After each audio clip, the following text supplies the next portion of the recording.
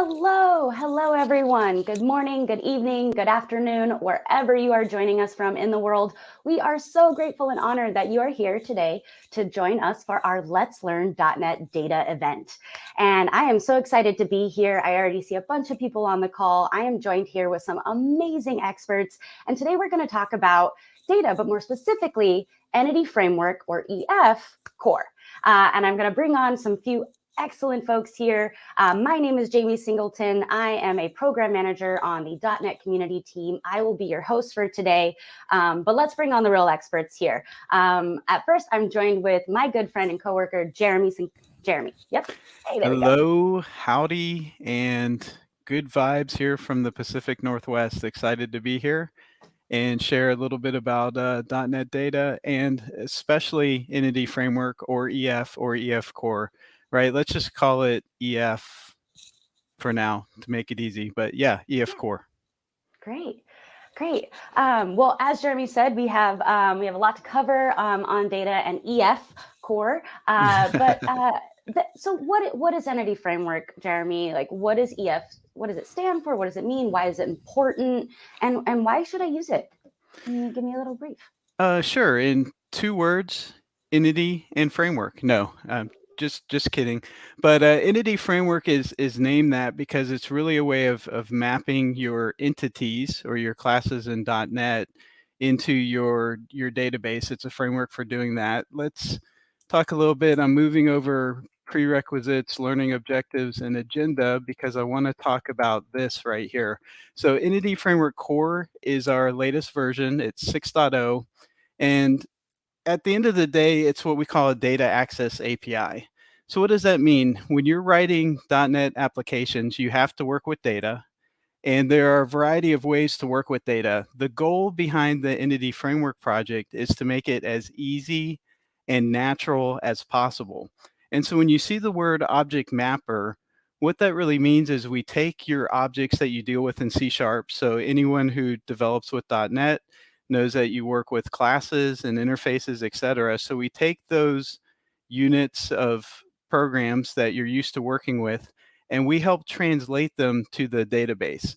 Now, this is a cross-platform solution. It runs on .NET. So, .NET 6 is cross-platform, so is Entity Framework. It supports a variety of databases. This is one of the reasons why people like working with Entity Framework is you don't necessarily have to become an expert in the language of the various databases. So SQL Server has one way of extracting information from the database, of updating, etc. Cosmos DB is a document database, has a completely different set of APIs and ways of doing it that are similar, but not quite the same. And so one of the things Entity Framework does is it abstracts that away. It handles all those nuances for you so that it's more straightforward. Now, when we talk about querying using language integrated query, LINQ is a way of using C# code to make requests of the database. So you can write something that seems very fluent as far as filters and predicates and things that you might want to use to sort and filter your data.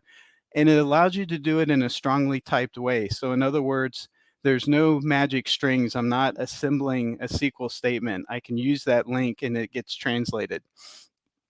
I'm not going to spend too much time on unit of work. If you're familiar with it, that's great. If you're not, we might touch upon it a little bit in the Learn module as we dig into it. But the concept is pretty much, instead of me having to keep track of all my changes, let me take a set, we'll call it a graph, a set of classes that represent products, product details, orders, sales, whatever it might be, and we make changes to those. So I update this property, maybe I set a date, maybe I'm updating the description, and I don't have to keep track of all those changes to send them to the database. Entity Framework will do that for you, and then you just tell it, okay, I'm ready to save everything, and it goes through, finds all those changes through something we call the change tracker, and it turns it into the right code for SQL or Cosmos DB or whatever that is, to be able to make that update or make that query. We say data binding friendly out of the box, so it's very straightforward to take something like a WinForms or a WPF application, or if you're in the web, a Blazor application uses data binding. All of these scenarios work very well with Entity Framework. Advancing to the benefits. So I talked a lot about features, like what does it do? Why would you even want to use Entity Framework? And I get that question a lot. We have different methods for data access. People have worked with 8.0.NET. And so when we talk about this, one of the biggest benefits is that you work with what you're familiar with. So as a C# developer, if I like working with C# or as a VB.NET or as an F# developer, I can work with that and not have to learn an entirely new dialect language, set of APIs and interfaces just for every database that I'm connecting to. I talked about strongly typed queries. When we talk about solution for managing database schemas, this is one of the surprising things people may find in software. For some reason, things change. You get this perfect system. You think you designed the database to handle every contingency, but the reality is you have to update fields, add new tables, maybe change the way a column works. And what Entity Framework does is it helps you keep track of that. So it's one of the ways. You may have a separate mechanism, which is fine, but if you don't, you can use your actual classes that you check into source control and have those be the source of record for how your database is structured, and it has tools to do that. We talk about domain-driven design. I talked a little bit about that with unit of work. Optimistic concurrency. Who doesn't get excited about working with concurrency, right? It's the most exciting thing in programming, is dealing with 15 users accessing the same record at the same time, trying to make updates. EF Core, when you're using that optimistic approach, which says, you know what, it's probably unlikely that someone else is in this record at the same time, but in the case there is, let's deal with it. It has built-in mechanism to take care of that. And then this one is really important. I think there's a myth or a misconception that adding this in front of your database automatically slows it down or reduces performance. And the answer is, a lot of times it's the exact opposite. And the reason why is because you might have a certain statement that you're using to access the database, and that statement may perform at a certain level. Well, with Entity Framework, you use a very straightforward, like a link query, etc. Or even if you're doing updates, you modify some classes and make those updates. Well, the team has spent literally years optimizing those scenarios and figuring out the best way to generate SQL, to build that query, and to load that data from the database. So there are certain cases where this may actually help improve performance. In a lot of cases, it doesn't detract from performance. So you get all of these benefits from developing and working with the application, but you don't lose any of your database performance. And then finally, the team has developer experience in mind. We want this not to get in your way. So it's not an all or nothing proposition. In other words, we have ways to make it easy to interface with the database, but let's say you have some edge case that requires a stored procedure or some optimized query that you need to write yourself. That's fine. We give you a mechanism to drop down to the database level and speak to it directly. So it kind of gives you the best of all worlds, so to speak. I'm going to pause for a second in case there's any questions I need to address that popped up during those first two gentle introductions. We do have a couple questions. We have Shay and Cam and Arthur in the chat as well, kind of moderating those. But I do believe, yep, there was kind of a prominent one. Why is there a lack of support for Dapr? And I believe Shay did answer this, but I'm curious to hear how you have an answer. Sure. So we fully support Dapr in the sense that we're not a direct interface with Dapr, but we don't compete with Dapr in a project. So for those not familiar, Dapr is another data access API. There are differences between the way Entity Framework approaches it and Dapr does. Dapr is more focused on you being in control of writing your SQL and passing SQL strings and getting that data and mapping it directly. But the reality is there are a lot of customers who use both products. So they use Entity Framework Core for the benefits that I listed for the concurrency tracking and the save changes. And where they need some performance that they need to get from Dapper for certain types of queries, they'll use Dapper for that portion. So there's nothing wrong with having Dapper and EF Core in the same application. Oh, great. Yeah, so how is the speed on EF6 compared to Dapper? And this is one of those answers where it depends. And Dapper in a lot of cases can be faster, but the interesting thing is we've been closing that performance gap, and there's some industry standard benchmarks like the Tech and Power Fortunes benchmark that we focused on, and you can read about it actually on our Microsoft blog, so devblogs.microsoft.com. If you search for EF Core performance, you'll see some posts that talk about those optimizations, and we've basically evolved EF Core to the point that a lot of scenarios are very, very close in speed, if not as fast as Dapper. And what's important to note is if you're talking about a very small margin, then what you're saving yourself is having to have two solutions in the same project or having to switch things over. You can take advantage of it. If it were a larger gap and you were forced to use it, but our goal is to, again, make it as easy as possible for the developer to work with the database. So if performance is the only issue, we focus on that constantly with every product release. And in a lot of scenarios, we're right there with Dapper for query performance, very close. Gotcha. And thanks, Shay, for throwing up that link there. DJ Matic, I like that. How do you manage normalization with EF Core? So this is something that you'll see when we walk through the Learn module. I'll give a very high level answer. There's a concept of relationships. And so as you normalize, we don't prescribe normalization per se, right? That's a design of how your domain classes are laid out and related to each other. And then there's a design for the database on how normalized it is. But what we provide is a set of services that allow you to map relationships. And so you can have many-to-many relationships. You can have an entity that owns sub-entities. And through that configuration, however normalized your database is, whether the address is a part of the order record or the address is a separate entity that's referenced, we give you the flexibility to configure that through our relationship mapping.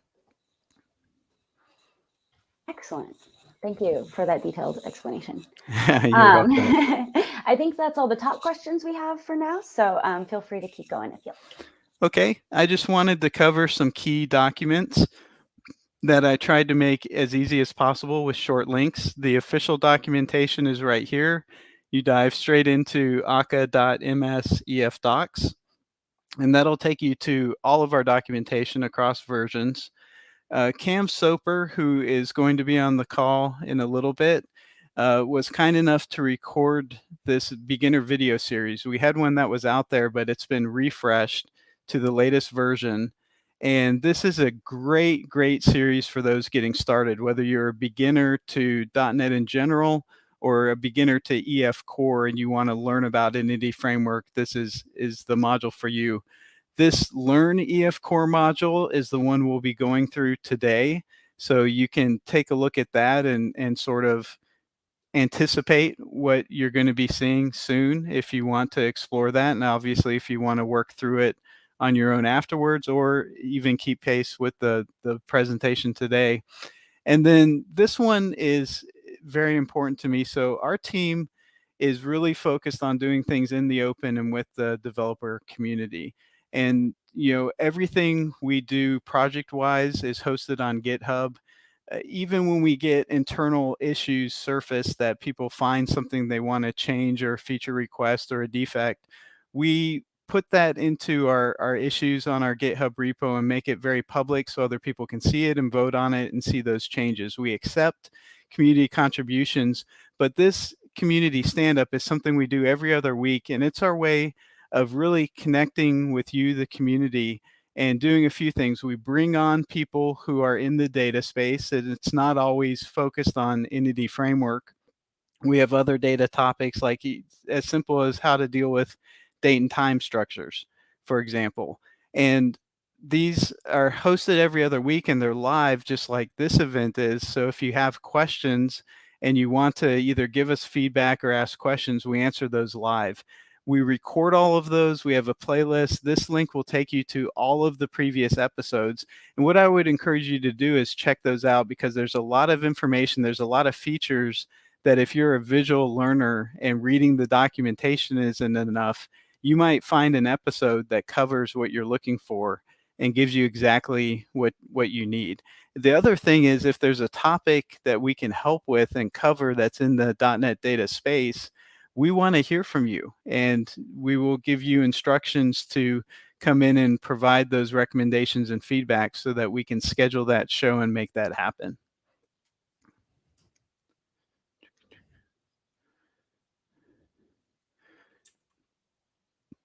And I wanted to show just one more snippet of code, and then I think we'll transition over.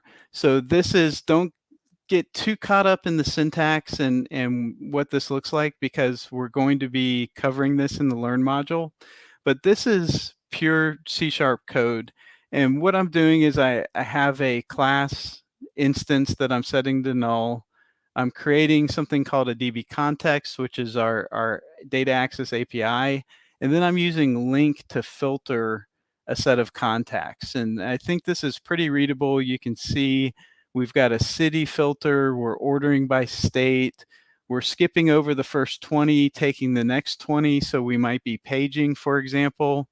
And then this is translated by Entity Framework into something like this, which is the SQL that you don't have to learn in order to use Entity Framework. That's one of the benefits or advantages of that. Now, having said that, that's your gentle introduction. We've got some more people on the team who are the engineers behind the product. I'm the program manager for EF Core, and they're going to walk you through the next level, shall we say, through our Learn module, and really take you on a journey to understand how EF Core works and what it's all about. Thank you, Jeremy. Yeah, before we make the big Arthur introduction, I just want to say that was awesome. The takeaways is, yes, Cam Soper just created all of these amazing new getting started with EF Core videos. The links are in the chat. And so go and check those out. There's also tons of other getting started with .NET videos on that same channel. So we highly encourage you to watch those. Jeremy, you did have in your slide deck, you had an agenda and a prerequisites. Is that possible we could pull those up? I just want to make sure people get those started before we get on to the workshop portion. Yeah, I shouldn't have glossed over those. That's okay. They're in the Learn module, so we can perhaps go through the prerequisites at least as part of the Learn module. That sounds great too. Yep. Yeah, sure. Excellent. Okay. Well, thank you, Jeremy, and Okay. appreciate you'll be hanging out in the chat. And Arthur, hello. Thank you for joining us. So what are we going to talk about here today in this Learn module? So what we're going to do is basically start at the very beginning. Assume you know nothing about EF Core. You should have kind of a basic, and let's scroll down here and look at the prerequisites. So a basic understanding of C#, we're not going to go into all of the details of C#, and a basic understanding of relational databases, but you don't need to be an expert in any database. That's kind of the point of EF Core, right? Is that you understand that there's tables and they have columns and stuff, but that's about all you need to know. And then we're going to build a web API from that, and we're going to use EF Core to access a database and do queries on it, such as the one Jeremy showed with link, and then do some update, inserts, and delete operations on it as well. So we should end up at the end of it with a complete web API backed with EF Core. Excellent. That sounds awesome. And for those of us who need Visual Studio Code, or they need the .NET SDK 6.0, all of the resources for this event and more can be found at aka.ms. Yeah, there we go. Thank you. Thank you, producer John in the back. aka.ms/data-resources. So feel free to head on over that link, get your prerequisites set up as Arthur kind of walks us through this Learn module. And I'll let you take it away.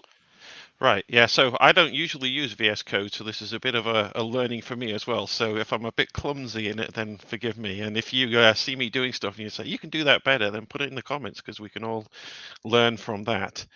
Yeah. So just let's briefly go over. These are some of the things that Jeremy has talked about already. Briefly go over what we're going to learn in this module. So we're going to look at object relational mapper concepts. So you've got your objects in your object-oriented language like C# or VB, and you've got your database, which is a relational database with tables and columns and relationships like foreign keys between those. And we're mapping between the two. And we're going to look at how you do that mapping, different ways to do it, how you configure things differently between the two. Then we're also gonna look a little bit at the architecture now. That's a loaded thing, right? I mean, there's a lot of detailed EF core architecture under the hood, but what we mean here is how you use different database providers, so to access SQL Server or Oracle or whatever you want to access, and how that interacts with what NuGet packages you need and the DB context and all of that stuff. And then we're going to write C# code. That's the main thing we're going to do, right, to interact with the database. So yeah, that's the majority of what we're showing here. There's two basic ways that you can kind of set up that mapping between your database and your object code. You can either start with the code and then use the code to essentially create the database and keep it in sync, and that uses EF core migrations. That's also sometimes called the code first approach, although that's a little bit misleading. And then the other way is to say, well, I've got a database. That exists. It's been around for maybe years, and I'm not changing it. Let me reverse engineer that and generate some C# codes and DB contexts to use Entity Framework from that. So we're going to show both of those. We're going to start with migrations, and then later on, we're going to do a reverse engineering as well. And we're going to show a little bit of how you can add data to an app startup, just so you have some data to test with. There's lots of different ways that you can see data. There's lots of different things that different factors that determine what's the best way to do it. But we're going to show you a simple way in this module. So that's what we're going to do. So let me click on the start here, and we'll start going. So I'm going to kind of go through this so that you can see what it says in the Learn module and talk a little bit about things as well. So we've already said, okay, we're going to learn EF core. We're going to use what object relational mappers, that kind of stuff. The scenario we're going to use here is Contosco, or however you pronounce that pizza. I always think of it as Costco pizza because that's like such a, an icon if you're certainly in the Pacific Northwest and you go to Costco and you have your pizza outside. But I know it isn't that, and we're probably not even allowed to say that, so sorry. But yeah, we've got a pizza shop, and we're going to have pizzas and toppings and sauces and things like that, just as an example of something that you might use. And then we're going to create a web API, a RESTful web API on this. We're not going to focus on UI or anything like that. We're just going to be, we're going to concentrate on the data access and the web API, just so you can focus on those things and not be distracted by other stuff. And we want to support all the operations. So in database circles, this is often referred to as CRUD: create, read, update, delete. So your create is inserting into a relational database, reading means querying, and then updating and deleting are, updating existing rows or deleting rows that exist. So we're going to show you how to do all of those. We've already covered the learning objectives, so I won't go through that again, and we've covered the prerequisites. So let's get started onto the first page here. So we've talked about ORMs. Entity Framework is an ORM. We actually call it an object database mapper because, as Jeremy indicated earlier, it actually allows you to connect to some non-relational databases like Cosmos DB as well. But it's the same concept. It's providing you an API surface to bridge the gap between the way the database works and the way your object-oriented language like C# works. You may hear people talking about POCOs, .NET POCOs, and I want to talk a little bit about that. POCO just stands for plain old CLR object. Well, what's the big deal if it's a plain old CLR object? Well, this comes from kind of a historical background of data access, particularly in the Java world, where a long time ago there were these things called Java Beans, and there was enterprise Java, and you had to basically implement certain contracts with your entity objects. So your classes couldn't just be a normal Java object. It had to inherit from a base class and do various things. And then people are like, but I don't want to do that, because then all my business objects, so in my pizza shop where I'm just doing business applications, there's all this database stuff, and I don't want that there. I want to separate out the database stuff from the business stuff. And so that resulted in this concept called POJOs, plain old Java objects, which were basically, you just write a Java class. It's nothing special. It's just normal. It doesn't follow any special patterns. It doesn't have a base class. And that's translated into in the .NET world into POCOs, because we don't have Java objects, we have CLR objects, so we have POCOs. So this idea that you're keeping, your data access somewhat separate from your business logic is quite important, and but you can go too far with it. I think you also need to be pragmatic, right? So you don't want to create a database that's going to be really, really difficult to map to objects just for the hell of it, and you don't want to create a type hierarchy or some objects that are going, some classes that are going to be really difficult to translate to the database. So there's some pragmatism there, but in general, EF Core strives to support different kinds of classes that are just POCOs, plain old CLR classes. So EF Core supports constructors, for example. You can write directly fields, you can have read-only properties, you can have read-only collections, all that kind of stuff. I'm not going to go into that. We're going to show very simple classes, but I just wanted to cover what that thing about POCOs means, because people see POCOs and like, well, what's the deal with that? Okay, so let's just go over a brief list of, again, this is reiterating some of the things that Jeremy has talked about, but I think it's useful to, back them up a bit. So we can load data as C# objects or entities. We call them entities because they're your business entities. Pizza is something that you're dealing with in your business. The sauce is something you're dealing with. The topping is something you're dealing with. But basically, you just have a class for those, and then you create objects of that class, and those are your entities. We're going to add, modify, delete of those by calling methods on them. We can, if we want to, map multiple database tables to a single C# entity. We're not going to show that today, but that's some of these are powerful things. Jeremy mentioned we can handle concurrency issues. So two people trying to change a pizza's definition at the same time, or which one is actually going to win.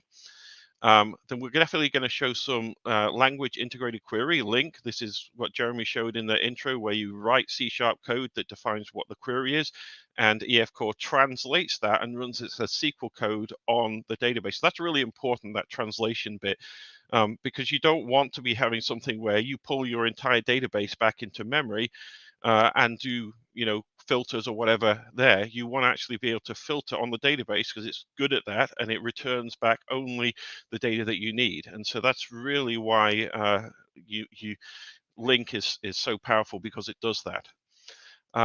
As was mentioned, there's database providers, and we'll look at that in a second when we get into the architecture.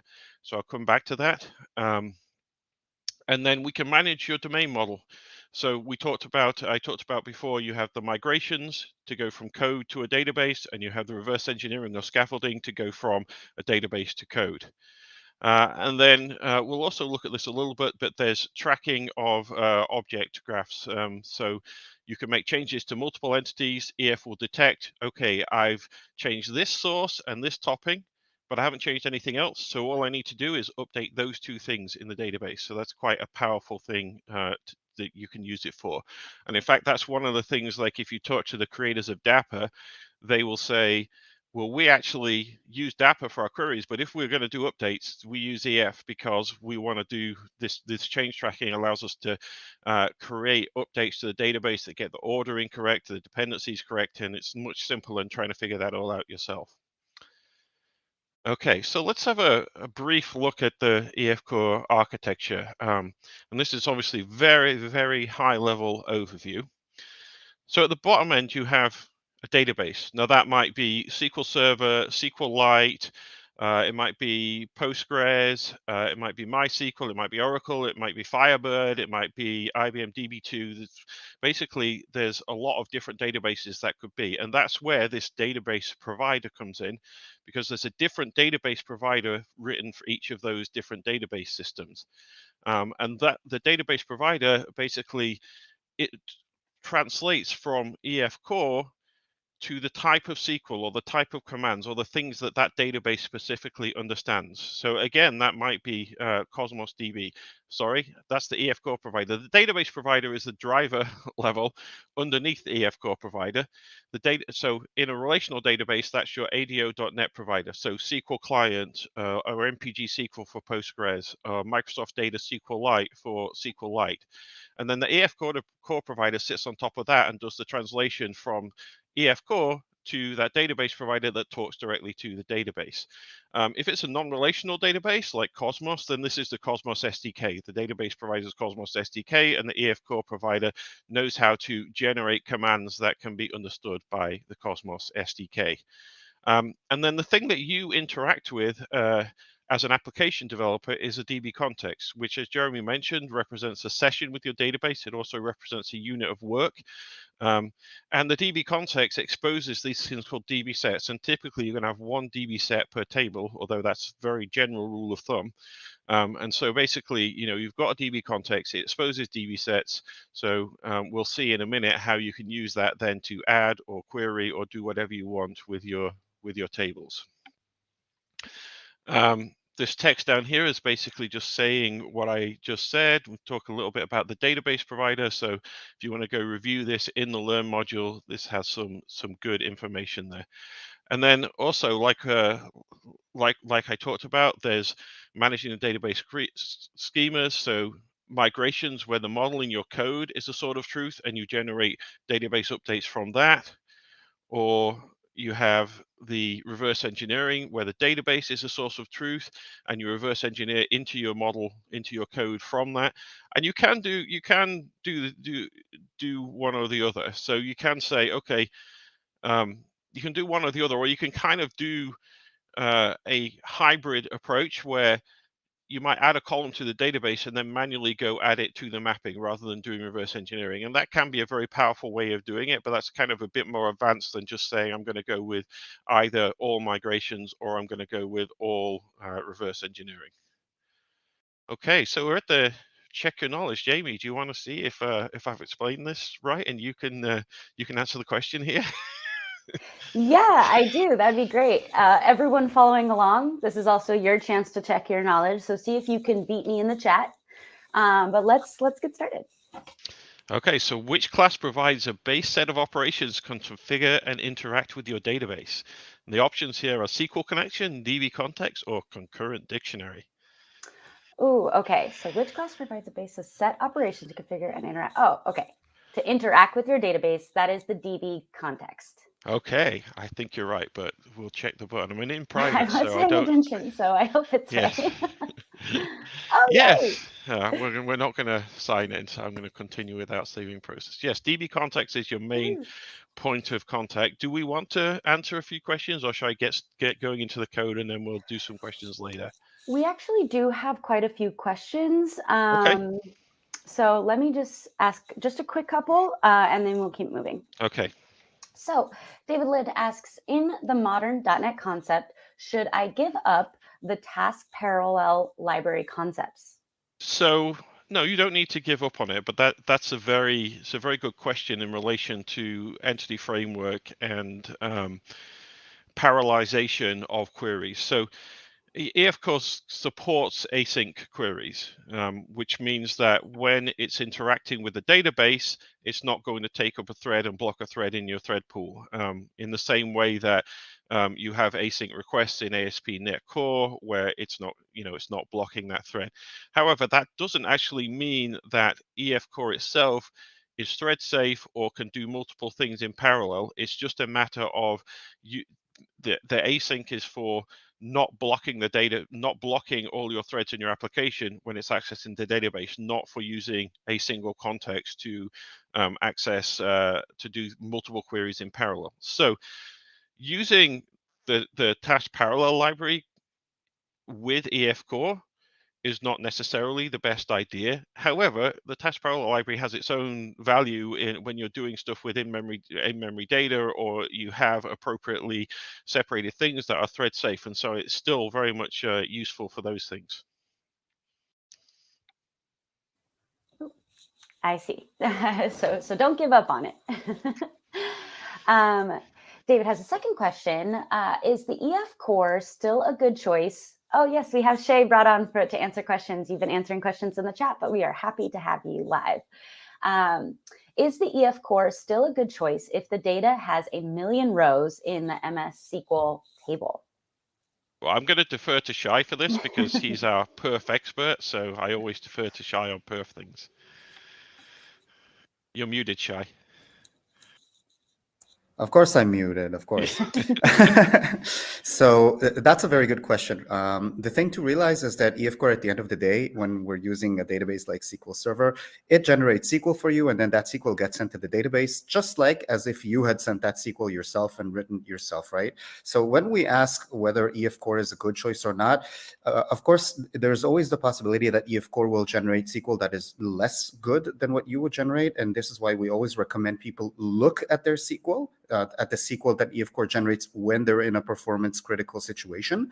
But in general, EF Core generates quite good. So we work a lot on this. It generates very good SQL, very, very optimized SQL. So the basic answer to this question is definitely yes. Now, of course, when it's about database performance, you always have to ask yourself stuff like, have I defined the correct indexes? Because that is what makes database queries run fast, right? And that is not actually an EF Core or not EF Core question. You have to think about this whenever you're dealing with databases, right?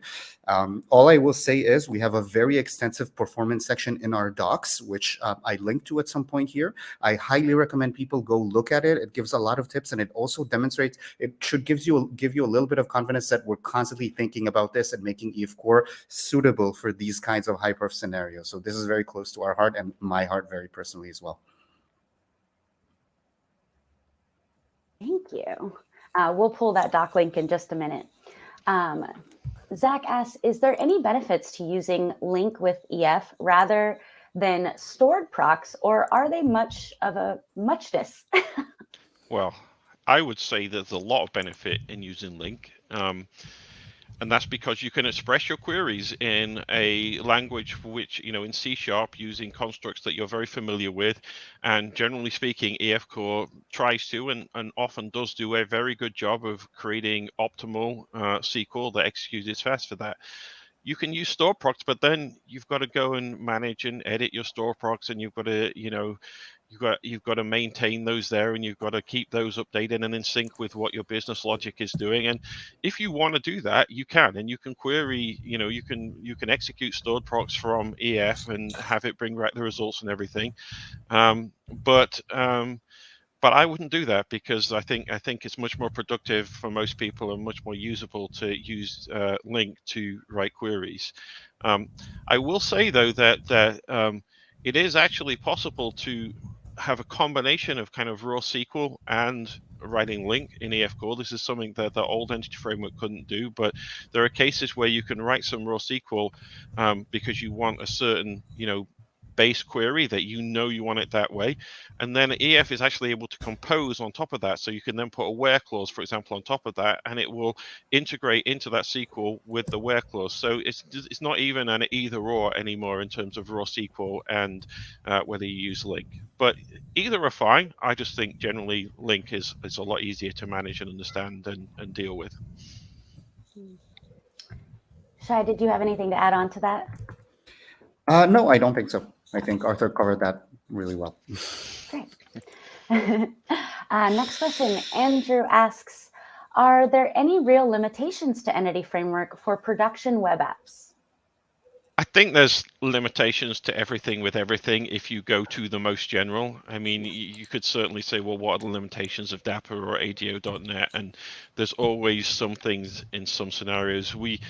We've been working on this for a while now, and web apps are obviously a priority for us. And I think the limitations are fairly limited, no pun intended, at this point. But you may be doing something that it doesn't work great for. And Jeremy had mentioned this. Well, one of our fundamental principles on EF Core is what we call escape hatches, and this is the idea that you don't have to do everything through EF through LINQ. For it to take LINQ as an example, if EF is writing a query that just doesn't work, drop down to SQL and write the SQL. We have commands to execute raw SQL. If you want to, you can bring Dapper into that. So there's escape hatches for that, and that's a general concept that we have throughout the stack: is escape hatches, extensibility, hooks to do your own function mappings, various things like that. So I would say it's very rare that there's a limitation that you can't then, if you really need to, just drop down through an escape hatch and do something else for it. Gotcha. All right, we'll take one more question before we'll get back to the workshop, but don't worry, we'll save more time at the end for more Q&A. Alexander asks, how do I learn LINQ? I mean, the basic tutorials go as much as just selecting where clause with ordering, and I want to be a LINQ ninja. That's a very good question. It's been a long time since I've tried to learn LINQ, and there are still things that I think most people find confusing. It was several years before I really understood select many, for example. I know there are books out there. I know there are tutorials out there. I don't know of any specifics that I could recommend at this point. Shai, do you have any ideas on that? Well, Jeremy posted a link on his blog in the chat with apparently a lot of links to that. I don't have any specific resource, but I'd also say take it one step at a time in general with LINQ, right? LINQ is a set of there's a lot of operators there. The more advanced ones can be very challenging to get your head around. So start very, start at the bottom with where, with the very, order by, the very, very easy ones. So you get like kind of familiar with all this and work your way up basically. And also keep in mind, by the way, so one of the magic parts of EF, going back to EF, is that you can use LINQ. So you can use the same technology which you use in .NET without talking to a database. You can use it in order to talk to a database, which is one of the main strengths of EF in my opinion. But also always keep in mind that what works here, so LINQ for .NET for objects, won't necessarily always work in the same way when you apply that same LINQ query to the database. So you have to always keep it in mind. EF Core translates your LINQ query into, for example, SQL. It does not execute your LINQ query in the same way that if you just execute it in .NET. I see. All right. Well, it looks like Jeremy did post a few extra tips on that in his blog. So head on over there for more information on LINQ. All right, Shai, we're going to get back to the workshop, but we'll bring you on for questions later, okay? Excellent. Thank you. Okay. All right. What's the next step? So we're going to talk about migrations. So we don't have anything at the moment. We don't have a database. We don't have any code. So what we're going to do is we're going to create some code, and then we're going to create a database from that code using migrations. And we're going to use the SQLite database here. SQLite is an in-process database engine that basically runs on any platform you can imagine out there. And that's kind of why we're using it here, because it doesn't require you to install anything. It's going to work on Linux or on Mac or on Windows or on Raspberry Pi or whatever you happen to be coding on. And so that's why we're using SQLite database. As we mentioned, there's lots of other databases out there, and you can easily use a different one. But we're going to use SQLite for this. And we're going to use VS Code and the command line interface. Again, you could use any other development environment or text editor or anything. The important thing here is that from beginning of EF Core, we created everything to work well with the command line. That was kind of fundamental in .NET Core in general. This is all cross-platform. I'm working on Windows right now, but I often work on Linux, and exactly the same stuff works on Linux. Okay, as was said earlier, we are going to use the .NET SDK. We just need that installed on the command line. So I'm going to open a window here, just a PowerShell window that I have, and I'm going to do what it's suggesting on here.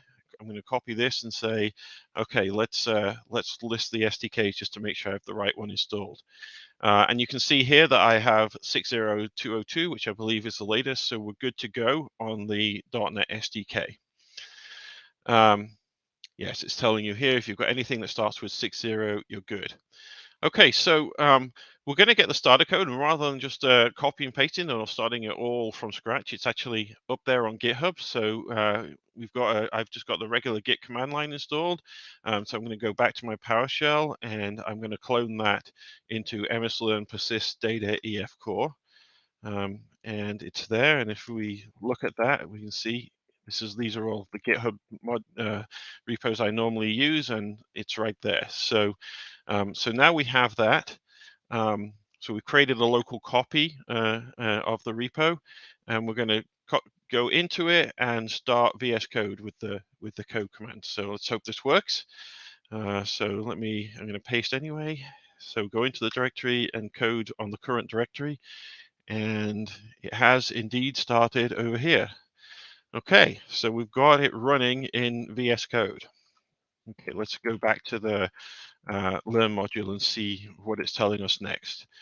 Okay, so it's a ASP.NET Core Web API, and there's a services pizza service, which is a service class that does the CRUD. Remember, that's all the create, read, update, and delete methods. So this is going to be the main interface into our web API. So let's go look in the services folder, and we can see here that we do indeed. Let me go a little bit bigger on this for everybody.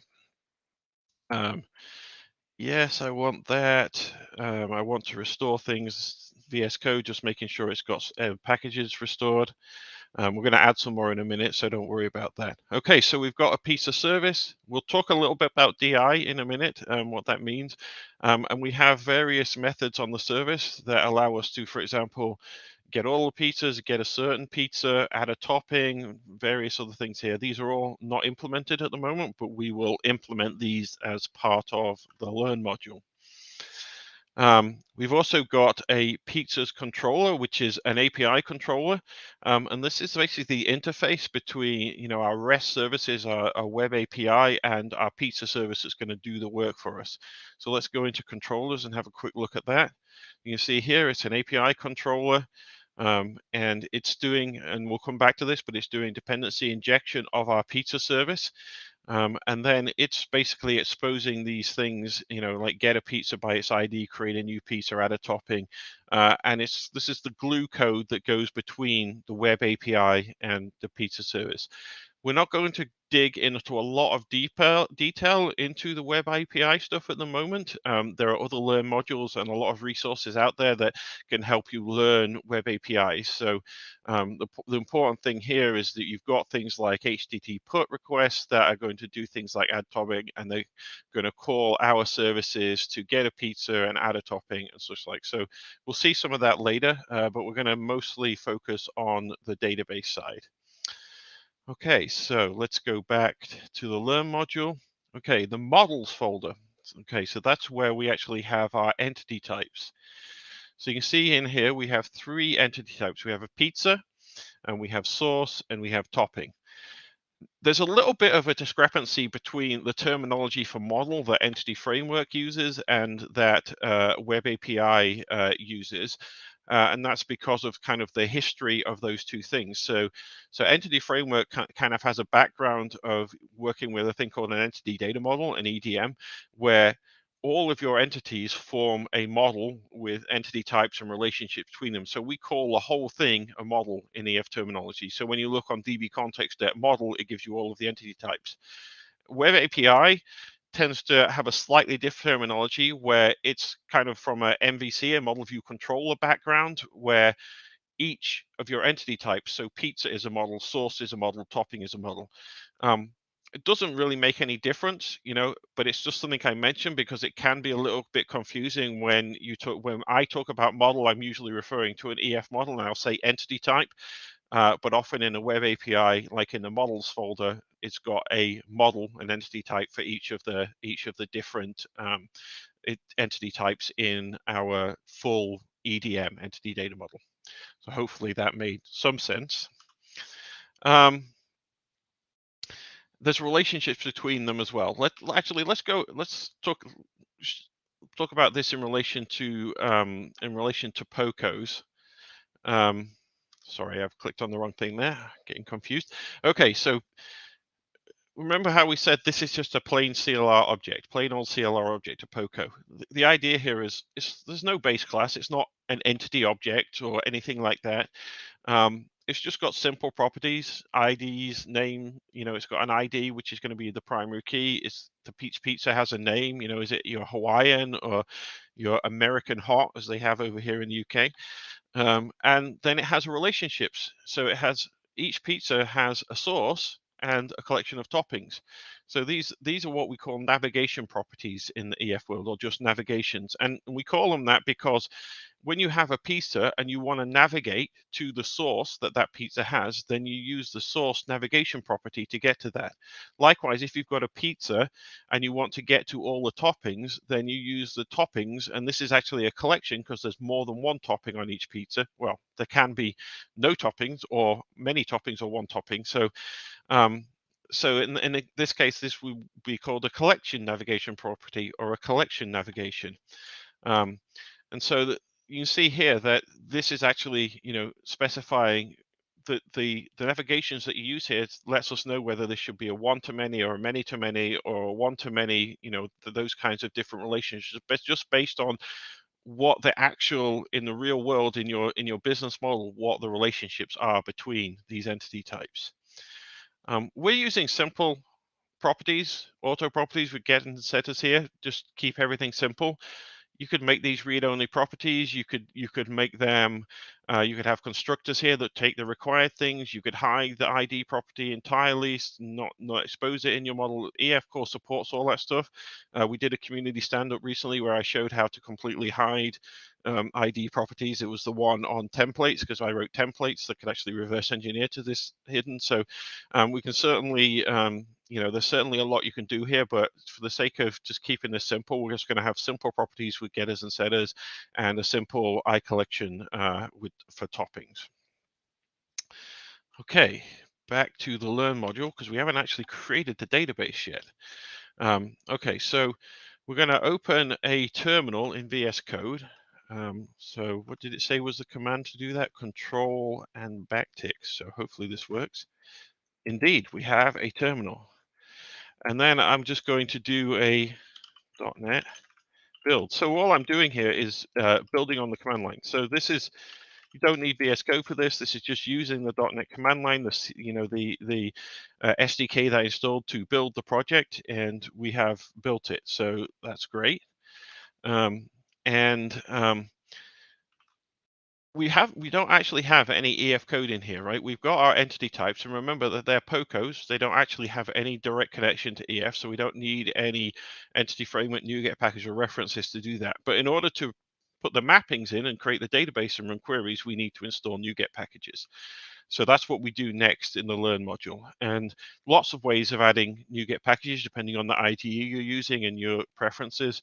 I'm just going to use the .NET CLI. So from the terminal, I'm going to add the package for the SQLite provider. So what you'll notice is that when you do this, NuGet, the .NET package manager, is bringing in SQLite, but then also there are dependencies of SQLite, so it will bring in all of those dependencies as well.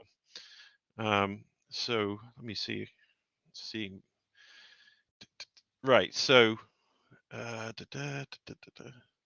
oh, okay, I guess we haven't actually done. Yeah. So it's restoring packages for SQLite. And if we go and look in our project here, we should see. So let me open here and look in the CS-Proj. The CS-Proj is the thing that controls what we're building with and what NuGet package we have and our build options and everything for a C#. And we have the SQLite package, the latest version 604. Now, this SQLite package will bring in the relational entity framework core relational package, which is common to all relational providers. It'll bring in the entity framework package, which is common to everything EF. It'll bring things like abstractions, which is a very thin package, which just uses things that you might want to reference without bringing all of EF, like mapping attributes. So you only need really to say, what's the provider I'm using, in this case SQLite, and reference that package, and then it will bring in everything else that it needs automatically. However, if you want to do tooling such as migrations or reverse engineering scaffolding, then you also need this design package. So I'm going to also go back to my terminal, and I'm going to bring in, oops, the design package. Did I not copy that? Design. Okay, let me clear this. That. Okay, so now we're bringing in the design package. So this is going out and restoring the design package. Just a little tip here. One of the things that some people occasionally get confused by is this private assets all. Like, why does it do this? All this does is say, when I deploy my application, I don't need the design package because my running application doesn't need to execute commands from the SDK, right? It doesn't need to do reverse engineering and all those things. So the private asset says, don't deploy this with my application, it's not needed. You can remove that and just reference this as a normal package, and that can be useful if you're trying to do custom things with the design package when you're running your application or with migrations or something. But typically you want to leave it just like that and just say, don't deploy it with my application.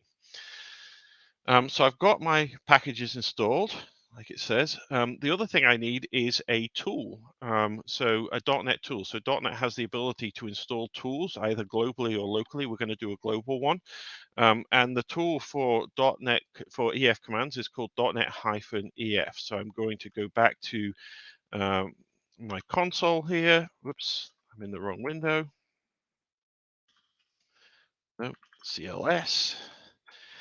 And I'm going to install that. Now it's probably going to give me an error because it says .NET EF is already installed, because not surprisingly, I have it installed on my machine. So I'm just going to look at what version it is. So I can say .NET EF.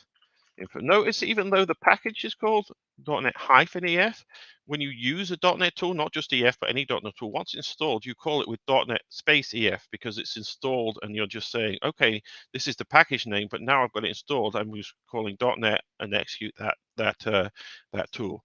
So when I look at this, I can see Bryce Lamston with his nice ASCII art unicorn here. That's always cool to see. And I've got 603, which I actually know is a little old.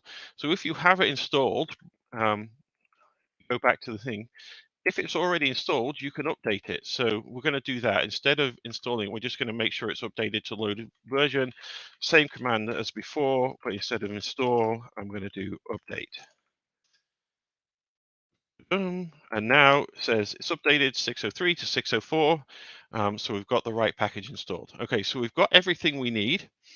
We're going to put in some code now. Now that we've got EF reference from our project, we're going to put in some code, and we're going to create the pizza context as the DB context. Remember, this is the class that we use for interacting with the database. So it's going to tell me, go create a folder called data. Inside the data directory, create pizza context CS, and then paste that code into there. So let's do that. So I'm going to create a new folder. I'm going to call it data. And then inside this folder, I'm going to do new file, call it pizza context.cs. And inside there, I'm going to paste the code for that. So let's briefly look at what's in here. We're bringing in using some namespace for Entity Framework. Typically, everything Entity Framework is in Microsoft Entity Framework Core, and then some sub namespaces of that. We derive from DB context, and we have a constructor here that's going to be used for a dependency injection, which I will get to in a minute. And then remember how we said we have DB sets for each of the tables. So what we're going to do here is we've got an entity type pizza, and we want to create a pizzas table for that. We've got a topping, and we're going to create a toppings table for that, and a source. We're going to create a sources table for that. So we're going to have 3 tables in there, and the relationships are going to be defined between those tables in the database. Okay. This is basically what I just went through. It's just telling us what all that stuff is.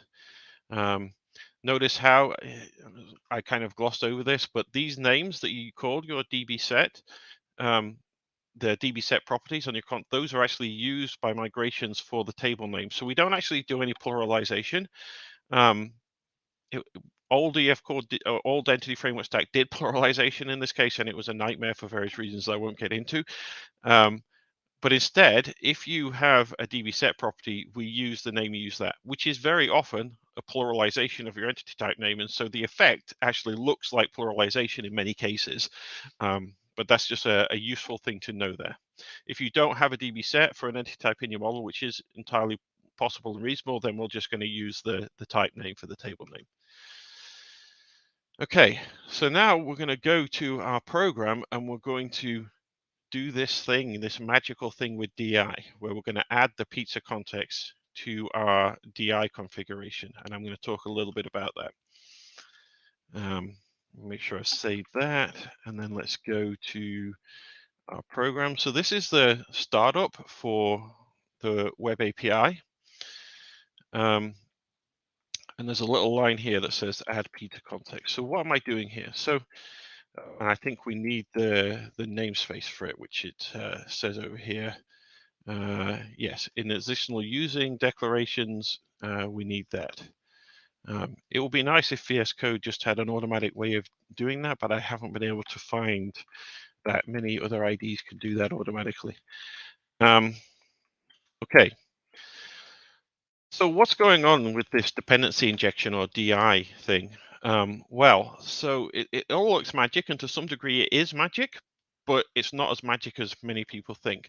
The idea here is that when I use a pizza context in my application, so when I need that pizza context to do something, rather than in my code saying, I'm going to just call new pizza context and new it up and pass it things like the connection string or other options, like in this case, the provider that it needs. So like SQL, control plus, thank you.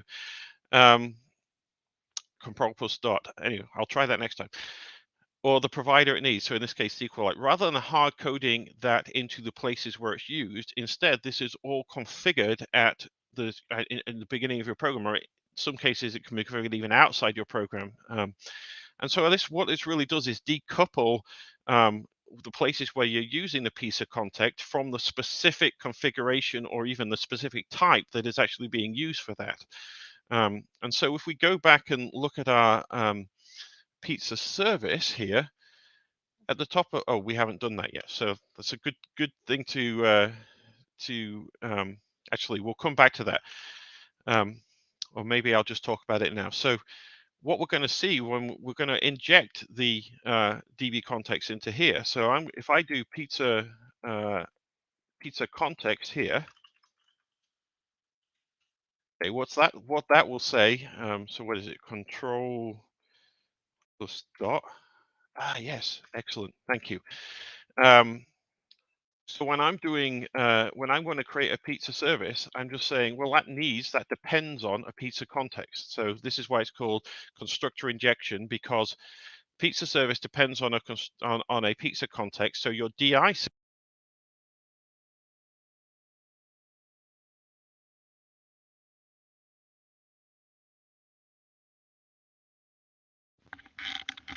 Hopefully I'm back again now. Somebody say if they can't hear me. Yeah, we can hear you. I thought it was Okay. my internet, but okay, yeah, you're all good.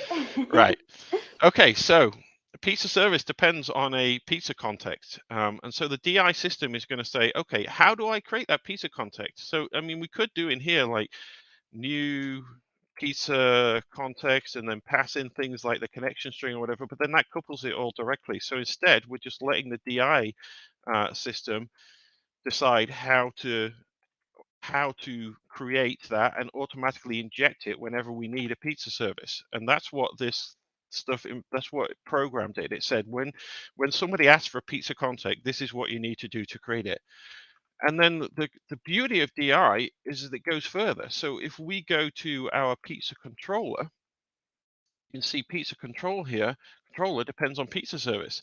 So when the web API creates an instance of the pizza controller, it's going to say, oh, it needs a pizza service. And then it's going to go to pizza service and say, oh, right, we've registered a pizza service and it needs a pizza context. So now I'm going to create a pizza service. I'm going to create a pizza context to go into it. And instead of coupling it all together, you've got this decoupled system where instead of the things that are depending having to define everything, it's defined by the application and then it all flows. So that's hopefully some I don't know, in help on DI. I may not. It's very hard to explain DI, so I may not have done a great job. But anyway, let's move on. I'm just gonna, for now, I'm gonna remove this because we haven't got to that in the Learn module yet. Okay, so we've added to program, and we're going to save everything and build the app, and then we're going to actually create a migration. So let me make sure that I've saved everything, so I can do a file, save all, and it's grayed out, so everything's saved. Let me go back to my terminal window and just do .NET build. Oops, I'm in the wrong place again. So let me come back here and do it. .NET build. Okay, hopefully it builds. Build succeeded. Okay, so we've built the app. Actually, the migrations command will do that for you, but it's always good to be double sure. And now we're going to run this command, .NET EF migrations, and I'll run it, and then we'll see what it did. So what this is saying is use EF migrations, so .NET EF migrations, to add a new migration, which we're going to call initial create, for the context that we defined, pizza context. And what this is going to do, this migration, so EF is looking at the model, it's looking at our entity types, looking at the relationships between them, and it's deciding what do we need to create in the database to do that. And it has created what we call a migration for that. And we can open that here and look at what's in there. So in the migration, we have two methods, up and down. Most of the time, you don't need to worry about down. It allows you to go backwards, but most of the time you want to look at the up. Up says, okay, we need to create a table called sources. Remember that came from the DB set name. It's got these various columns. It's got an ID column, and we're going to use that as the primary key. EF has this idea of conventions where if you call something ID and it's a numeric type, an integer type, for example, then we automatically say, oh, that's a primary key and it's auto incrementing. And so we're going to create a SQLite auto incrementing column of integer type and use that as the primary key for the table. Likewise, we're creating a column for the name of the pizza, and then we do a similar thing for the pizzas table and the toppings table. And where there's relationships, we also say, okay, we need a relationship from pizza to sources, so we're going to create a foreign key on that, which goes from pizza to sources, and that's how we basically, we talked about normalization before. That's how you're creating this foreign key reference between the two tables in migrations. So we've created that migration, but we haven't actually done anything to the database yet. And very often what you want to do is create the migration, go look at it like I just did, make sure it's actually what you want it to be in the database.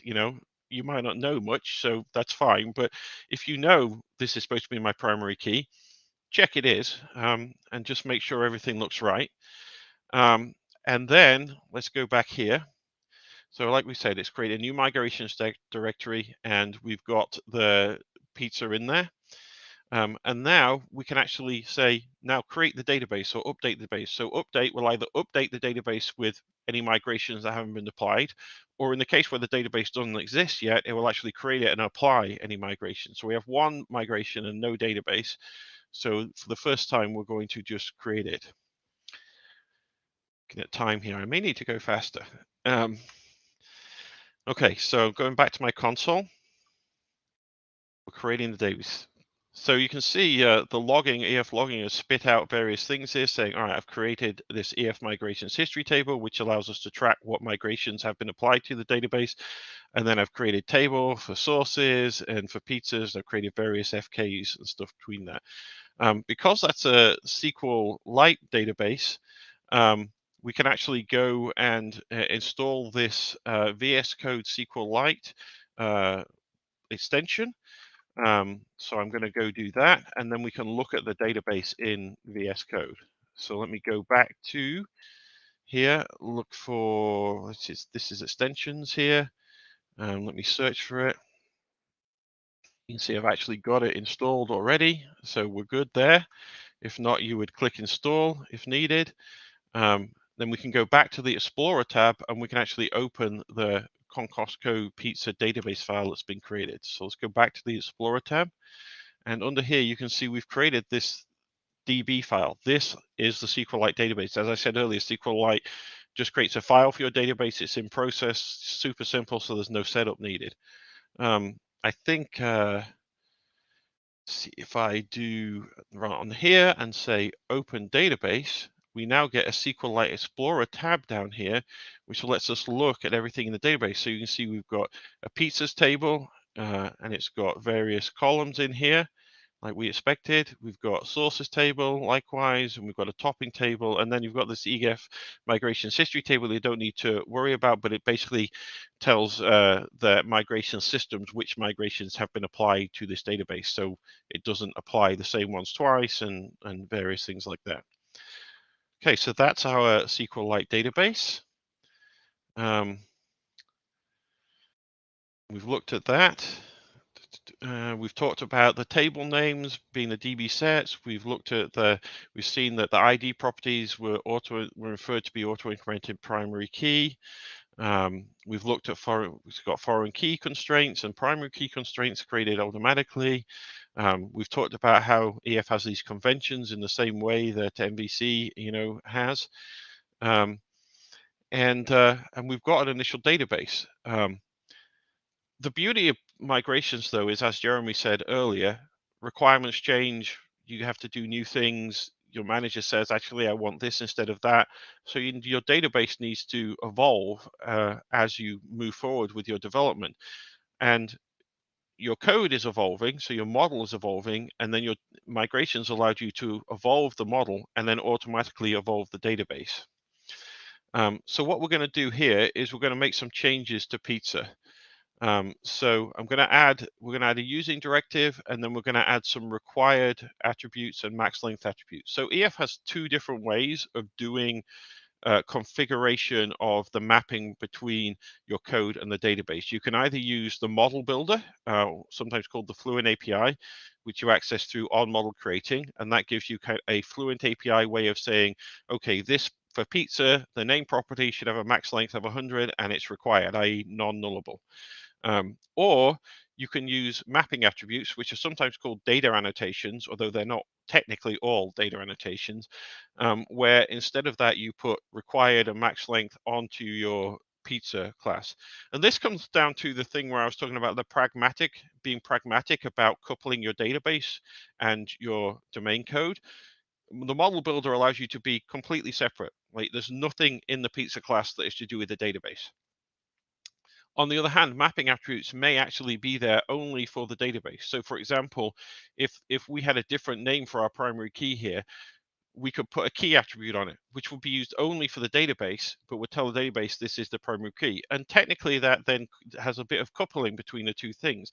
On the other hand, a lot of people find it much simpler to keep these two things together, so they're not having to look in two places for that.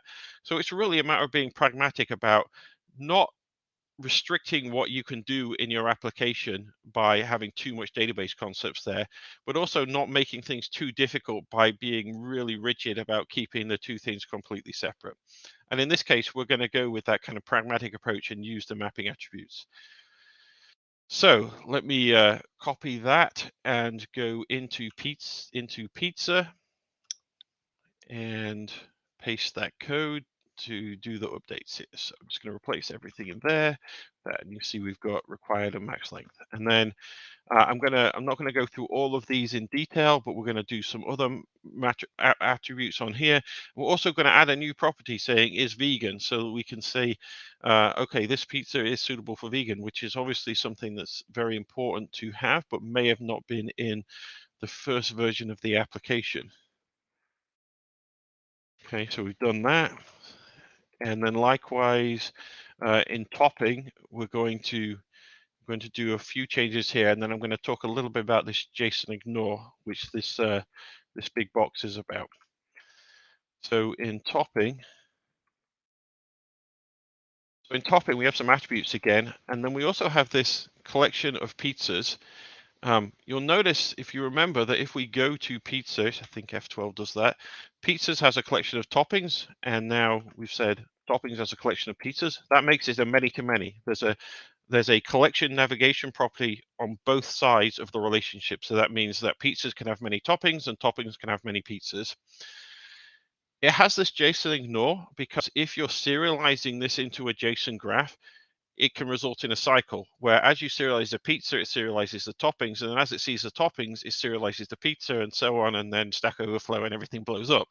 So JSON ignore, there are ways to handle those loops in JSON serializers, but one easy way to do it is just say when you're serializing this, just ignore the pizzas. So we'll only go from pizza to toppings, and then in toppings we're not going to go on and continue to go back and try and serialize pizzas again. So that's a super easy way of getting around that issue. Okay, so let me make sure everything is saved. Save all. And we're going to build it, and then we're going to add a migration again. So notice that this is exactly the same type of command that I used before. That is, I'm doing .NET EF migrations add. This time I'm calling it model revision. So this is going to add a second migration. So it's going to say, this is going to tell us how to go from our initial model that we have now in the database, how to update the database for all these changes. I don't actually need to build because by default, the EF commands build for you. So we've got a new migration. It says loss of data. So when you see this big yellow warning, that means check your migration because it's doing something in the migration that might cause you to lose existing data. In this case, I know what it's actually doing is it's dropping a foreign key. So if we go down here enough, we should see alter column, add column. Alter. Okay. Oh, just drop here. It's right at the top. We're dropping a foreign key, we're dropping in it, it's dropping a column. And that's because we've changed the relationship from one to many to many to many. And so it's dropped one foreign key and it's instead created a join table, which we'll see in a minute. Not a problem. We don't have any data in the database. It's fine. But if you get this yellow warning, go check because you may want to think about, okay, I need to do some data motion. I need to save that data away, and that's something we're looking at making better in EF Core, but you can also get this when you truncate columns. So if you say, okay, suddenly my string length is now 100 and it was max, then if you've got any strings that are over that, they could get truncated. So we put this warning out there just so you know there's a potential that when you change the database in this way, you could lose some information. Okay, so we've got that migration, and then we're going to do a database update command again, just like we did before. And because of that migrations history table, EF knows that one of the migrations was already applied, and so it in fact only needs to apply this model revisions migration. It doesn't need to apply the first one because that's already there. Now, if this had been a new database, it would have said, "Oh, I need both of those," and it would apply both migrations. So the migration system automatically knows you're at this point in the database, so I need to update you from there. But if somebody else was at an earlier point, then it would need to update from earlier. And this is actually very useful, especially when you've got production databases and development database and test database, because your production database may be 4 migrations behind, whereas your test database has already been updated with 3. But you just apply the same thing in both cases, and it will bring them both completely up to date. So let's just go look in our SQLite Explorer window again, if I can here. If I can pull that up, I can, yes. So I don't know if I need to refresh. Probably do. I'm not sure how you do that. Maybe I just close it and reopen it. Open database. Okay. So you can see now we have this weird new table called pizza topping, and this is actually how EF Core and in general, when you're mapping from objects to relational, how it manages many-to-many, because we only basically have foreign keys going in one direction. So what the pizza topping table has is it has a foreign key that goes to the pizza and a foreign key goes to the topping, and it joins those two things together. So when we have some data in there, you'll be able to see that you have pizza 1 is related to toppings 1, and pizza 1 is related to toppings 2, but then you could have another pizza that's also related to that. So that's how you end up with a many-to-many. And EF Core like magically kind of creates this in the background. Unlike the old stack, with EF Core, you can fully customize that join table. You can add payload to it. You can map it explicitly in your entities if you need to use it. There's a whole lot of things you can do with it, but by default, we're just doing a simple let EF manage the whole thing here. Okay, so I think we're almost at the end of here. So we've looked at that. We've talked about the join table.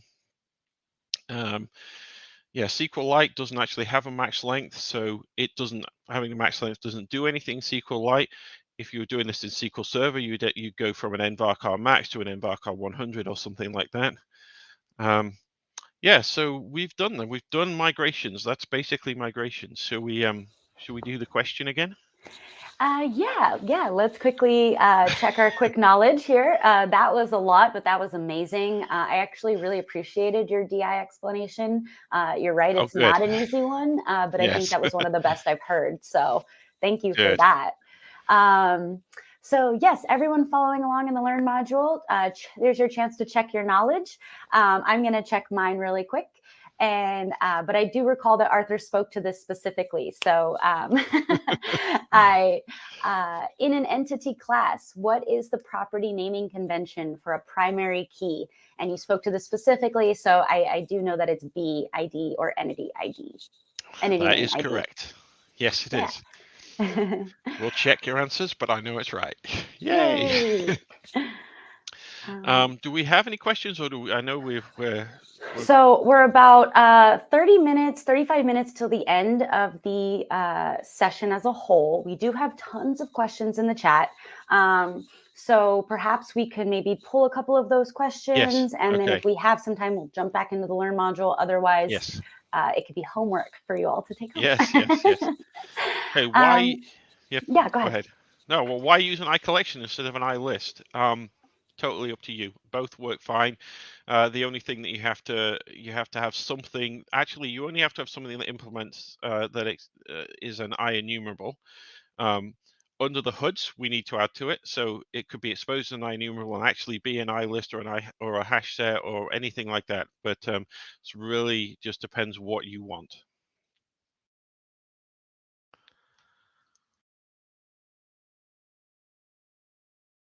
You're muted, Jamie, I think. Sorry about that. Has to happen at least once a day, or the day didn't happen. So yes, we have more questions, but maybe we pull on a few more of the experts who've been answering questions in the chat. Sure. Yep. I know that Shai and Cam and Jeremy have all actually been answering a lot of your questions. Yay, party. Okay, great. So let's get another question up on here. Jose Silva asks, when should you use data annotations in our model classes or use Fluent API? I think I talked about this a bit already, right? It really depends on your preference more than anything. Data annotations put your configuration next to your code, which makes it easier for some people, but end up coupling your code to your configuration, which some people don't like. So it's kind of up to you. Shai? So two things. One point that was made in the chat was that if you're using ASP.NET, some of those attributes are also picked up by ASP.NET for validation. So that could be a reason to use those attributes because they're going to work both for EF Core and for ASP.NET. Although that's not always the case, so be careful. Some of them are not necessarily going to be picked up. You have to know what you're doing. And the one extra thing I wanted to say about this is that data annotations are far more limited than the Fluent API. So you can do anything in EF Core with the Fluent API, absolutely everything and anything. Whereas data annotations are just .NET attributes, and because they're .NET attributes, they're limited. I don't know how many of you guys out there know, but you can't put a lot of stuff in an attribute. It's very limited. It's like basic strings and various limited things. So we can't actually express complicated concepts via .NET attribute, and that means that data annotations are, of course, by nature limited. If you're doing anything a bit more complicated, you're going to find yourself needing to use the Fluent API regardless. Very true. All right. James asks, what pattern is this? Is this a repository pattern? He's new to design patterns. Shall I go on that? So I think DB context is not really a repository pattern, although it has some similarities to a repository pattern. It's more like a session and a unit of work pattern kind of combined. The pizza service that we have is very similar to a repository pattern because it has a get by ID and various things like that. But we're not being very strict here. Again, we're being kind of pragmatic, and we're doing what works rather than sticking directly to, rigidly, religiously, if you like, to patterns from, from Fowler's book or from the original design patterns book. Some people like to say that DB set is similar to a repository as well, because a DB set represent, you can query it, you can save changes to it, you can get by ID. So if it helps people think about it that way, then that's possible. Shai wrote some really good docs on testing EF applications that are on the official doc side that go into some of the reasons you may or may not want to use an actual repository. So if you want to do some further reading, that's a good place to go. Excellent. Okay, Mohammed asks, is there a difference between public DB model M get set and public DB model M equals set model? Do you want to do this, Shai? I can. So the simple answer is they're the same. There's absolutely no difference between them. So the second one is clear. It's basically just a property that calls a method called set, which will return the DB set instance. That's pretty clear. The first one is a bit odd. It's a property that's not initialized. So how does it even work, right? Why is something there? And the answer is that DB context has a base constructor that uses reflection to look and populate all these DB set properties. There might be some very slight perf differences between these two approaches, but honestly, they don't really matter at all. So I really want to encourage everybody to just use what you guys want. There is one small thing, .NET C# introduced nullable reference types like a couple of versions back, which allow you to, have nullable reference types for the first time. If you enable nullable reference types, they're now the default in new projects. Then the first thing will cause a compiler warning because you have a non-nullable DB set property, and you've not initialized it. So the compiler says, hey, what is this? You have to initialize that thing. So up to now, we have a specific page in our docs. If you want to use that first thing, you have to initialize it to bang, with an exclamation point. Anybody? Null bang. Null bang, exactly. If you know about NRT's nullable reference types, you know what I'm talking about. EF Core 7 has an improvement to remove that need, in fact, and you can use that first variant without doing anything special for nullable reference types. That was the very long answer to this question. Looks like Jeremy agrees with you based on his motion. All right, so we'll take this one last question and then we'll get back to the module, but we will save time at the end. David Lynn asks, could the migration operation update the table schema if the data table has the data row? Jeremy? So I'm assuming what they're asking is if there's already rows of data in the table. And the answer is yes. That's what migrations is designed for. It's designed both to deal with database in transit, so it's already got data in it and you're modifying the schema, but it also will give you those warnings that Arthur pointed out if there's a potential loss of data where you have to visit something because your 100-character field got truncated to 50, so you need to deal with that data in a manual way, or if we dropped a column, for example. So it absolutely handles migrations with data in the table. It's what's designed for. People use it in production. Excellent. All right, love that answer. Well, we have a bit more of the Learn module that I'd really like to get through. So we'll jump back over to that with Arthur, and then we'll pull you all back on for the questions in the end. Okay, so we have a basic data model created, and we've created a database from it using migrations, and now we're actually going to do some CRUD, so some create, read, update, and delete. Before we do that, we actually need to actually update our service to be able to handle those things. So I'm going to copy this and go back to VS Code, and we're going to look at our pizza service. Let me. I've got too much open here. Nope, I didn't want to do that. I just wanted to do that and find pizza service. Okay, here we go.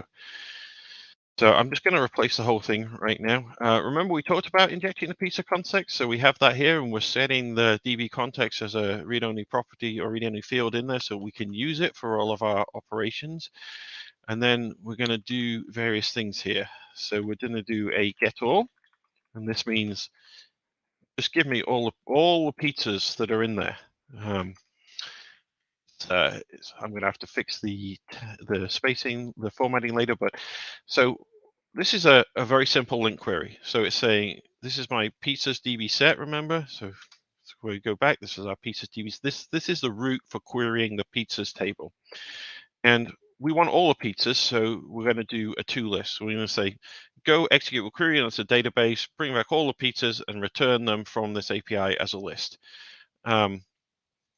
We call as no tracking here because by default, EF Core will track what you queried so that then you can change the pizza and then call save changes and it will update what you've changed.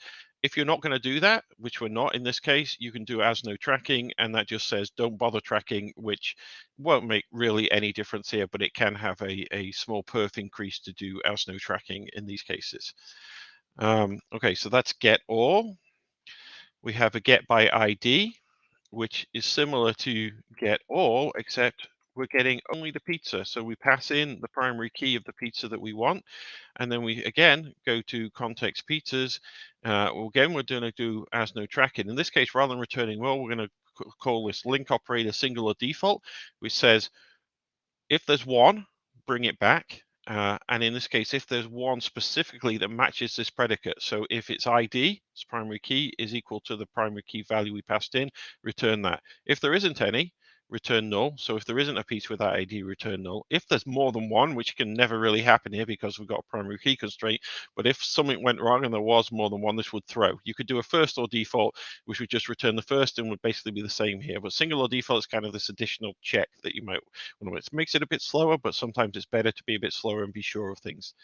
We're also using this thing called include here, and this is very useful and sometimes overused feature. If you've got loads of includes, you might be doing things a bit wrong. So, but generally speaking, what you're going to say is, okay, in this case, I want to bring back pizzas, but I also want to include all the toppings that were on that pizza. So I want one pizza with all its toppings, and I also want to include the sauce on it. So it's going to give me this full description of the pizza with its toppings and its sauce. And the way this works is this is basically a way of essentially writing join statements in SQL. It's going to say, okay, from the pizza table, given the primary keys that I know about, go and look at the toppings and bring back the toppings, and go look at the source and bring back the related source. So this is kind of how you get an object graph out from your relational tables that have foreign keys between them. Again, this is much easier and much better than just trying to write sometimes see people trying to write their joins manually, which there's occasionally reason to do that, but usually you just want to use include. There's other ways of also doing this. You can use lazy loading or explicit loading, which is in the docs. You can look at that if you want, but usually this eager loading, because we do it as we're doing the original query, is the most common way of doing that. Okay. Now, so that's our read on the CRUD. That's our queries. This is our create. So in this case, we're saying we've created a pizza outside in our business logic, and we want to save that new pizza into the database. And so what we're doing is we're calling add. And what this means, add means start tracking this. This tells the DB context, tells EF Core, start tracking this as a new pizza object, i.e. one that does not yet exist in the database. And then we call save changes. So you might have, we're only doing one here, but you might have like added 10 pizzas, 5 new toppings, you know, a whole bunch of things, updated some stuff. And this is kind of the unit of work concept. If you're doing all of those things together and then you call save changes, then EF is going to save all those in one go. In this case, my dog might start barking now because I just got a delivery. So I apologize if that happens. She might not have noticed, so we might have got lucky. Anyway, so you call save changes, it's going to write the insert statement to the database. So that's our create. And now we're going to do an update. So we have an update method here. So in the update method, what we're saying here is we're actually going to update the source on a pizza. So we're going to change the source on a pizza from one thing to the other. So we're passing in the primary key of the pizza and the primary key of the source. And we're using this method called find. Now, find is very similar to just doing a link query. It has some differences, but really you consider this as a go to the database and give me back the pizza and the source to update. If there is no pizza with it, whoops, sorry, I didn't mean to do that. You probably couldn't tell, but I've made things funny on my screen. Okay, back to it. If this pizza, a pizza with this ID doesn't exist, find will return null, likewise with the source. So this is where we're doing some error handling here. We're saying if either of these are null, then just throw an exception saying that doesn't exist. Otherwise, what we do now is we're setting the source to update. So this is the navigation property, remember. So rather than changing a foreign key directly or anything like that, all we're doing is we're changing this navigation property on the pizza to what we want it to be. EF will then, when we call save changes, it will do this thing where it detects what's different. I mentioned this earlier. And in this case, it will detect that source has changed to something different. If it hasn't, actually, then EF will not even save anything. It says, well, you didn't change anything. But assuming this is a different source, when you call save changes, it will say, oh, that's different. I'm therefore going to write a change to the foreign key for this, and that will update in my database what the source is for that particular pizza. So that's our update source. Let's go back and look here. So I'm not going through the text here, but the Learn module is basically explaining the same things that I'm talking through. So we have an add topping, which is kind of a combination of update and an update. Well, I guess it's called add topping, but it's really an update method. So what we're doing here was we're saying, for this pizza, I'm going to add a topping with this ID to it. And remember that pizzas and toppings are many to many. So there's just one source. So if we change the source on a pizza, the old source goes away. It's no longer on that pizza. I mean, that's pretty good. I don't think you'd want Alfredo and marinara. Anyway, let's not even think about that. Okay, so we're using find again, doing the same error handling. Then we're saying if toppings is null, then create a new collection for toppings. I don't like this pattern, actually. I'm going to change this. This isn't in the Learn module, so I'm going off script a bit here. But I hope I'm not going to break everything. I probably am by doing this, but we'll see. Anyway, what I'm going to do here is say, actually just initialize that inline. So whenever you create this pizza class, it's always going to have a toppings list, and that's just fine. And then you don't need to do any of this stuff. You don't need to create it if it's null. It's nice and much cleaner. It's saying, yeah, because that doesn't need to be nullable now. Nullable reference types again. Okay, good.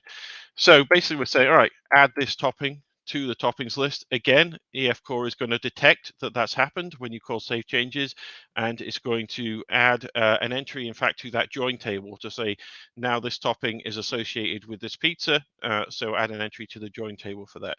So that's our add toppings. And then finally, we've got a delete. So this is the remove part of our CRUD. No, it's not remove, whatever. R is read. This is the D part of our CRUD, the delete. So we're basically saying, okay, the pizza with this ID, we're going to find it. If it's there, we're going to call remove. So what this does is says, okay, remove the pizza. It doesn't actually remove anything. It's perhaps a bad name, but we chose it like 14 years ago and we can't change it now. Really, it says mark this pizza as deleted, such that when I call save changes, it will get removed from the database.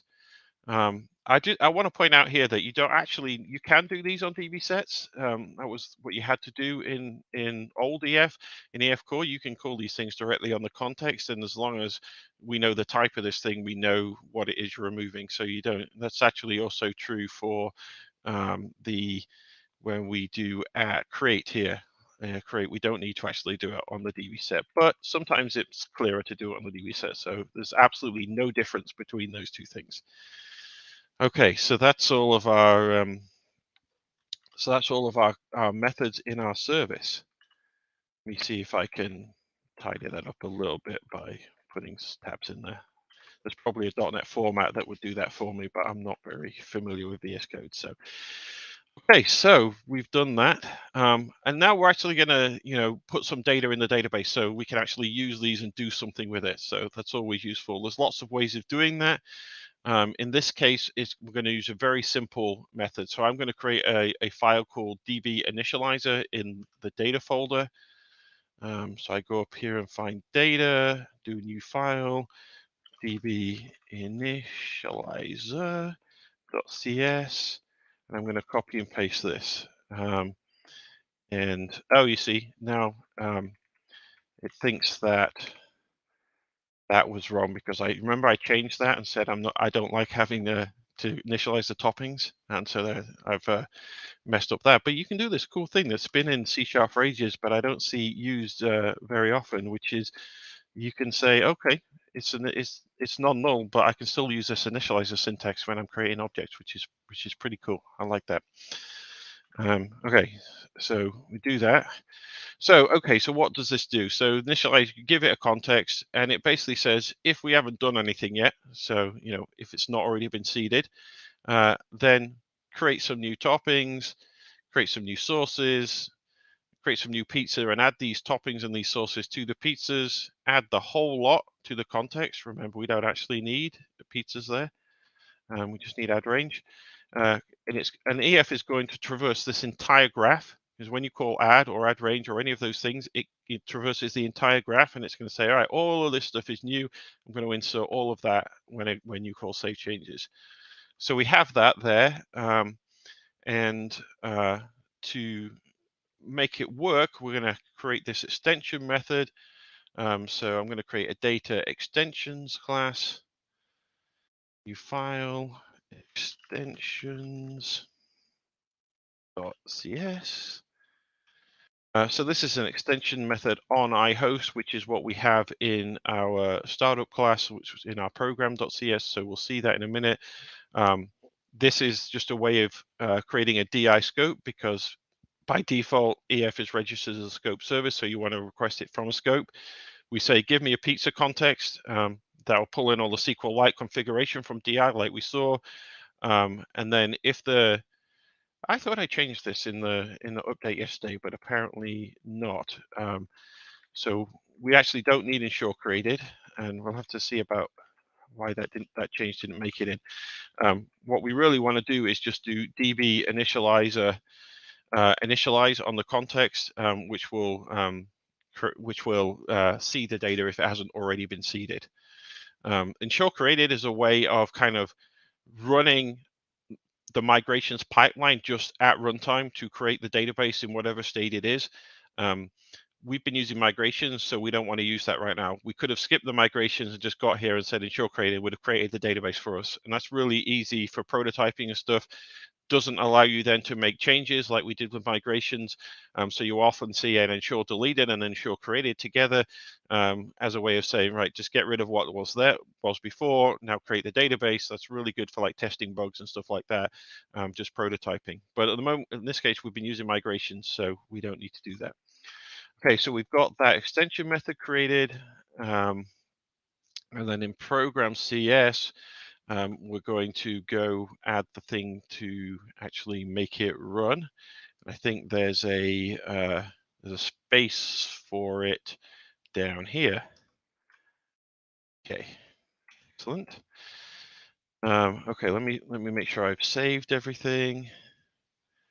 Let me go back here, see have I, yes, Okay, so we've written code. We haven't tried it yet, but we've written code. So I'm going to do a .NET build. And then I think I know we're almost out of time, but yeah, maybe we'll stop for questions now, because the next part is actually showing how all this works and seeing it. But maybe we'll just answer some questions before we completely run out of time here. Okay, yeah, this is a good place to stop. We'll do this last check for knowledge, and then maybe you can give everyone a quick, like 1 to 2 minute summary about the rest of the Yes, module, and will do. everybody who's following along can go and finish that on your own, and we can do it that way. How's that sound? Sounds good. Okay, so question. Suppose you want to write a read-only query. How do you indicate to EF Core that an object graph change tracking is unnecessary? And the questions are: set the entity state to entity state.unchanged, change the toll list async method call to link query or fluent method change, or C, change the async no tracking method to the DB set object for the entity. And based on your amazing session today, I know that we do need to call the DB set for the entity, so I'm going to go with C. That is indeed correct. As no tracking says, it's read only. I'm not going to update anything. So yeah, just stop tracking it. Don't track anything. Amazing. Cool. So I know we're at time, and I really want to save some time for questions, because we got some really great questions in the chat. But yeah, so for folks who want to do the rest of this at home, kind of give us the rundown. Yeah, so the next part of this is basically going to be, so we're going to run the app, and we're going to use this tool called HTTP REPL, which basically allows you to execute API commands from a console. So then when you do this, you'll be able to see, okay, we have pizzas, and then we can get a pizza and it will return the pizza, or we can say post and we can insert a pizza. So then this will call our, a create pizza, and various other things on this. So this is basically showing how those commands that we just did work. So yeah, once you get to this point, run that, play with it, add new things, delete things, do everything, just show how it works. It's pretty straightforward, I think. And then the last bit of this, remember how we talked about there's migrations for going from code to a database, but you may have a database and you want to go from database to code. So this is what we call reverse engineering or scaffolding.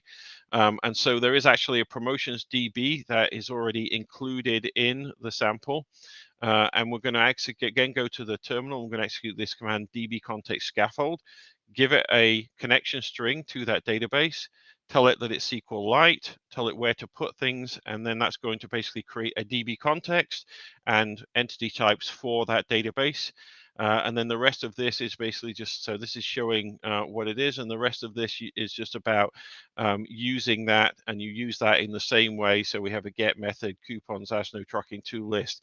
So it's the idea here is, regardless of whether you start with migrations and code or you start with reverse engineering in a database, at the end point you get a DB context, you get DB sets, you do everything the same with them. Yeah, so, and then this is just testing it in the same way, and then that's it, and the last is just a summary. I just want to point out here, we do have some links to some Channel 9 videos, to our official documentation, GitHub repo, where you can ask questions, file issues, and then some of the data stand-ups that we talked about earlier, including for people interested. We do have one on Dapper, where the Dapper team, people who create Dapper, came and talked to us about that, which was really interesting. There's some stuff on GraphQL and OData. Cosmos DB is always very popular, so there's a lot of good stuff there. Excellent. All right. So as a quick summary, those last few pages of the workshop are going to walk you through promotion for your app and integration there, like coupons and things like that. And then at the end of the workshop, there are tons and tons of resources, links to documentation, links to more learning videos, and all of the links to their stand-ups. Arthur, just a quick question. Is it possible you can run your application for us now and kind of see where we ended up? I can try, yes. You won't see very much. That's the problem is, because it's just a web API, I can run it and just to make sure we did it all properly and there's no bugs at this current state. So that's on the learn module as the command I need to do that. So let me go back and find that. Okay, interacting with the data. Okay, that's what we did. So go forward one from that. Okay, right. So this is it. This is the command we need. So, okay, so we're basically just doing a .NET run, and then we're giving it a URL to say listen on that port. As we run, if it all works, you can see that we're getting actually logging out of EF Core. So it's actually inserting the seed data. You can see this is all the SQL that it's generating. Now it's sitting here and waiting for us to send requests to it. Hey, yo, hooray. So it is pulling all the data. Amazing. Yes. All right. That was excellent. We are just at time. I want to save. Yes, party time. Let's bring all of the excellent, all the excellent experts on. We have tons of questions, and I would love to get those started. All right. So James asks, how do you implement EF Core with GraphQL API? Jeremy. Muted.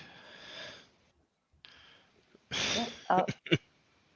All right, there we go. Yes. So in case you can't read lips, I posted a link into the app. There's actually several ways to do it because there's GraphQL and then there's EF Core. But the great thing is they work very well together. There is a community stand-up that we conducted with Michael Stabe, who runs a project called Hot Chocolate, which is a really fun name. But that's a .NET implementation of GraphQL, and it integrates seamlessly with Entity Framework Core. So if you go to our link, there's the YouTube link. You can also go to our stand-ups link. It's one of our stand-ups, but you will see the steps, and he does a demo showing how the two integrate with each other. Great question. Amazing. All right. No stupid questions here. All questions are relevant. It seems that only one on save changes, all of the actions marked in context before are executed. Would all of them be executed within a transaction inside the database or one by one? Shy? Yeah, I think this one's for me. So I'll rephrase this just to make sure everybody understands. Assume you're adding many things, right, into the context, into change tracking. At that point, we haven't actually done anything to the database. Only when you actually do the save changes thing, then EF Core wraps, takes all of that thing and sends all these changes to your database. And the nice thing about EF Core is, and by the way, this is a new thing compared to the old stack, EF Core will do that when possible in a single database round trip. So it's not going to insert one row and then insert another row and then insert another row. We've invested a lot of effort into taking all of those inserts, even 10 or 100 inserts, and pushing them into the database in the most efficient way possible in a single round trip. I'll also say that's one of the areas of focus in EF Core 7. So there's a lot of improvements in precisely this area. That's why it's so close to my heart. And Preview 5 will have a blog post, most probably around improvements in this area. So definitely, yes, everything is executed in a single round trip. Okay, great. And at least if there's more than one, it's in a transaction too. Yes, that's true. And when necessary, exactly, then there is also a transaction there to guarantee atomicity, so you don't get a partial update in case something messes up in the middle. Great. All right, so stay tuned for that blog post. Okay, next question. When using lazy loading for collection, should we use the IEnumerable or iCollection? So again, this is it depends on preference. Typically, you use an IEnumerable when you want to advertise to the people using your entity types that they should only be reading this. They shouldn't be adding things directly to it. And regardless of, so you can use IEnumerable for lazy loading, or you can use iCollection. Lazy loading doesn't have an influence on that. Whether you use IEnumerable or iCollection really just depends on how you want people to interact with that entity type. So if you have an IEnumerable, you'll very often have an add method, say add topping, and that will internally in your class add something to the collection, but then you'll only expose it as an IEnumerable. So people have to go through that add method that, for example, can do additional verification, validation that you're doing it right. Great. Could you talk about the pros and cons about using anemic models or rich models? Well, Briefly. briefly, yeah. Again, it really depends. It really depends what it is you're doing. So, I think we typically show anemic models. So an anemic model it is one where there's very little functionality in your entity types, like we showed today, and we typically show those because they're easy to understand. I think you can get to rich models where you have functionality built into the entity types, and EF Core does support that. Whether or not you think that's the right thing to do really is your preferences again. It depends whether you believe that you want to go full in on object oriented in your entity types, and you may also choose to do a thing called data transfer objects, DTOs, where you say, okay, at the data layer with EF, I'm going to do fairly anemic things that just for transferring my data, and then I'm going to put those into a more rich model in my business logic, and that's a valid approach too. But EF Core, more than the old stack, does allow you to do a rich model with constructors, with functionality, with methods, with all that stuff, if that's what you want to do. Great. So it has a lot of flexibility where you need it. Mm-hmm. Great. Are there any plans for distributed transaction management? It's a yes or no question. This is Shai loves me because I'm Shai's manager, by the way, and the next thing that he's working on is working on distributed transaction in modern .NET or .NET Core, as we've always used to call it. It's probably Windows only for now, going through system transactions using Windows DTS, but we're investigating what we can do to bring that forward. All right, you heard it straight from Shai's manager. He is he is on task for that. Next question, and we're racing through these, but it's great because we have a few more. Should I put a common business operation in DB context, or is there a service that handles it before it goes to the DB context, such as audit trail? This is very similar to the rich versus anemic versus repository pattern discussion. It really depends. It depends on your preference. It depends on how complex your things are. If your DB context is getting really complex, then it probably makes sense to separate that out. But then we also see people over engineering and having, many layers with many services, which also adds complexity. And simplicity is king, right? Keep it simple. And that might mean splitting things out to avoid having everything in one place, or it might mean not splitting things out because then you've got loads of stuff split out that don't need to be split out. So yeah. Okay, great. All right. Well, we had tons and tons of people really love this session. We got loads of comments in there about how useful this was. And also as Cam's videos were also incredibly popular, and they're amazing. They're brand spanking new. We are so excited about these. Head on over to the aka.ms EF-core-videos to completely get started with EF Core if you haven't already started that today. Thank you so much for joining us here today. Thank you, Arthur, Jeremy, Shai, Cam, and John, our producer in the back behind the curtain. And thank you all for joining us. We really appreciate it. We cannot wait to see you for our Let's Learn.NET Maui on June 2nd. So thank you so much, and we will see you then.